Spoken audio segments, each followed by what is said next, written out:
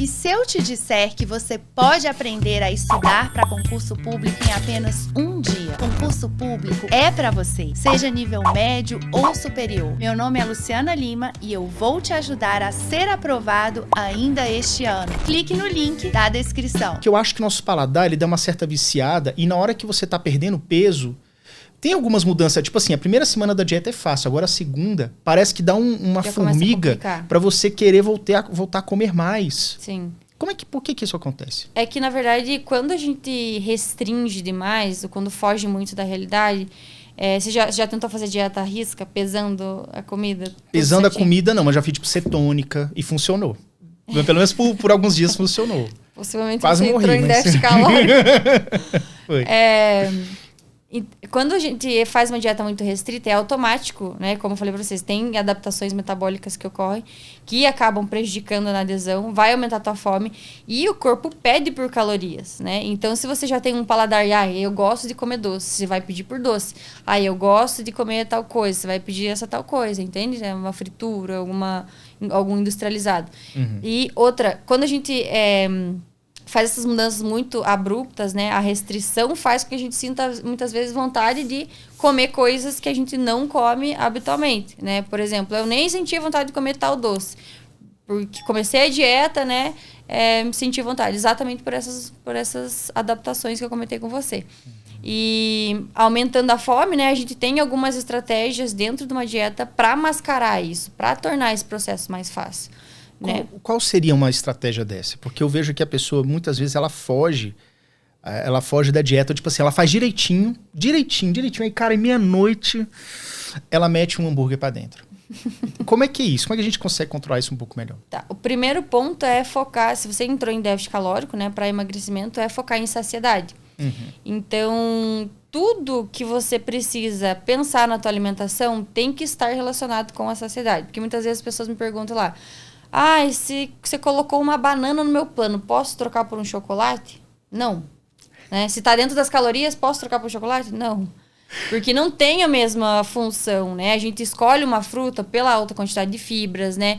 Pensando também em questão de saciedade. Muitas vezes a gente escolhe misturar alimentos do tipo um carboidrato, com um período de absorção um pouco mais lento, né? Com uma carga glicêmica mais baixa, uma proteína, né, para lentificar essa absorção, para você se sentir mais saciado. Uma das estratégias que eu mais utilizo é fazer com que todo paciente aprenda a comer salada. As pessoas precisam aprender a comer vegetais, né, de modo geral, tanto legume quanto salada, porque isso, quando você... não seria simplesmente pelo fato das fibras, né? As fibras, eles têm um papel importante, né, na saúde e nessa parte de saciedade, porque elas acabam liberando ácido graxo de cadeia curta, e esses ácidos graxos de cadeia curta estimulam aí a saciedade. Não é só uma questão física, é química também. A saciedade, ela é química. Exato. E além dessa química, né, a parte mais prática, seria o volume no prato, né? São alimentos com baixa densidade calórica, extremamente saudáveis, né? Tem nutrientes, fibras, tudo isso vai auxiliar aí no processo de emagrecimento, na tua saciedade. Fora isso, como eu falei, tem esse manejo tanto de carboidratos quanto manejo de proteína, né? Sempre tá cuidando com o consumo de proteína ao longo do dia. E não é só comer proteína o dia todo, o tempo todo, né? São proteínas magras com a quantidade adequada também, porque você precisa se manter em déficit calórico, né? Então, é o cálculo que é feito para você manter a saciedade e o déficit calórico ao mesmo tempo. Algumas estratégias também que a gente pode associar para acelerar esse processo, né? Seria a inserção de um cardio, que você aumenta a eficiência metabólica, né? Então, esse processo de emagrecimento acaba sendo um pouquinho mais facilitado. Então, tudo isso vai fazendo que o paciente teve um resultado ali de 3 quilos, vamos chutar um pouquinho mais alto, né? Se o paciente está com um percentual de gordura mais alto. 5 quilos no primeiro mês. Ele já se sentiu motivado, mas a gente sabe que boa parte é água, a gente sabe que boa parte é glicogênico também, que Você deixa isso claro para ele? Sim. Porque às vezes ele tá feliz. Doutor, eu perdi 5 quilos. Aí chega lá... Então, mas é complicado, porque a gente sempre tem que ter essa relação muito clara com os pacientes do que está acontecendo, e eu faço consultoria exatamente por isso, porque acredito que uma consulta ali de 1 hora não tem como você explicar tudo o que acontece com o paciente, não tem como você passar o planejamento, não tem como você entender tudo, né, do paciente. Então, eu dou a consultoria para dar esse suporte no pós-consulta, que a gente vai conversando. Eu falo, isso pode ser que seja boa parte de retenção, né? Então, você tem que manter a longo prazo. Então, a gente vai criando estratégias do paciente chegar, não estou conseguindo seguir 100%. Não tem problema, segue os 50%, mas não segue.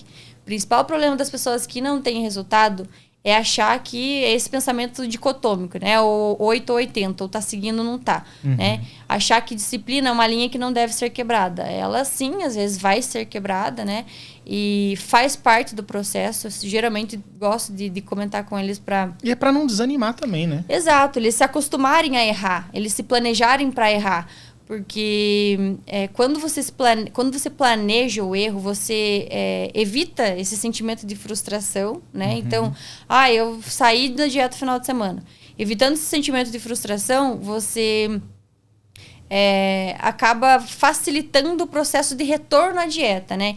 Então, não tem problema você errar, mas é o que você faz quando você erra. A maioria das pessoas, quando erra o primeiro final de semana ali, não fugir um pouco da dieta do sábado e domingo, né? Chutou o balde, que eu costumo falar, né? Chuta o balde, mas não chuta muito longe, que você vai ter que buscar depois. Então, é exatamente esse pensamento. Exatamente esse pensamento. Então, se você se planeja para errar, você acaba voltando mais facilmente. Fala, não, isso é normal, né? Eu só volto para dieta e tá tudo certo. Esses dias me perguntaram, o que você faz quando você tem um descontrole? Eu respeito o meu processo, né? Como é que tá? Mas seja franca aqui com a gente. A gente sabe que você tem lá os seus seguidores, você faz um trabalho muito legal e tudo. As pessoas pensam assim, essa menina nem tem descontrole. Ela, tipo, quando ela chuta o balde, ela come mais salada. Ela só dobra a quantidade de salada. Não. Como é que é isso? Você, por exemplo, você costuma consumir bebida alcoólica com alguma frequência? Tipo, doce? Como é que é no momento que você não tá seguindo direitinho a dieta? Então, por isso que eu falo que todo profissional, até foi polêmico que eu cheguei a comentar com relação a nutricionistas acima do peso, que eu não considero que isso é errado, mas que o paciente, que o nutricionista tem que viver esse estilo de vida.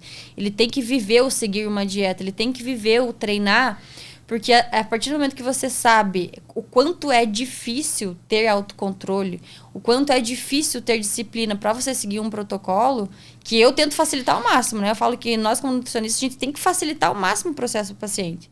E mesmo assim é difícil,